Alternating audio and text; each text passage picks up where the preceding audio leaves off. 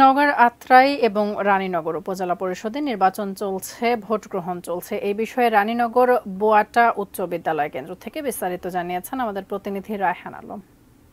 উপজেলা পরিষদ নির্বাচনের তৃতীয় ধাপে নওগাঁর রানীনগর ও আত্রাই উপজেলার সকাল ৮টা থেকে ভোট গ্রহণ শুরু হয়েছে। ১৩৭টি কেন্দ্রে দুটি উপজেলায় বিরতিহীনভাবে ব্যালট পেপারের মাধ্যমে ৮টা থেকে শুরু হয়ে বিকেল ৪টা পর্যন্ত এই ভোট গ্রহণ চলবে। আমি কয়েকটি কেন্দ্র ঘুরে দেখা গেছে ভোটারদের উপস্থিতি খুবই কম। আমি ভোটারদের সঙ্গে কথা বলে তারা জানিয়েছেন তারা পছন্দের প্রার্থীকেই তাদের ভোট প্রয়োগ করছেন।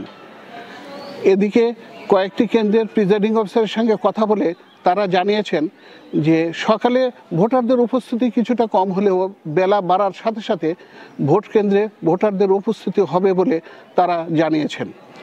দুটি উপজেলার চেয়ারম্যান পদে ১৬ জন, ভাইস চেয়ারম্যান পদে ১০ জন এবং মহিলা ভাইস চেয়ারম্যান পদে ৯ জন প্রার্থী প্রতিদ্বন্দ্বিতা করছেন। দুটি উপজেলার মোট ভোটার সংখ্যা ৩,৩২,১৫৭ জন। এদিকে ভোট যাতে সুষ্ঠু ও সুন্দররূপে ভোটাররা তাদের পছন্দের প্রার্থীকে ভোট দিতে পারেন সেজন্য আনসার বিডিপি, র্যাব, পুলিশের পাশাপাশি বিজিবি মোতায়েন করা হয়েছে স্ট্রাইকিং ফোর্স। জেলা রিটার্নিং অফিস সূত্রে জানা গেছে এখনো পর্যন্ত দুটি উপজেলার কোথাও কোনো অপ্রীতিকর ঘটনা ঘটেনি।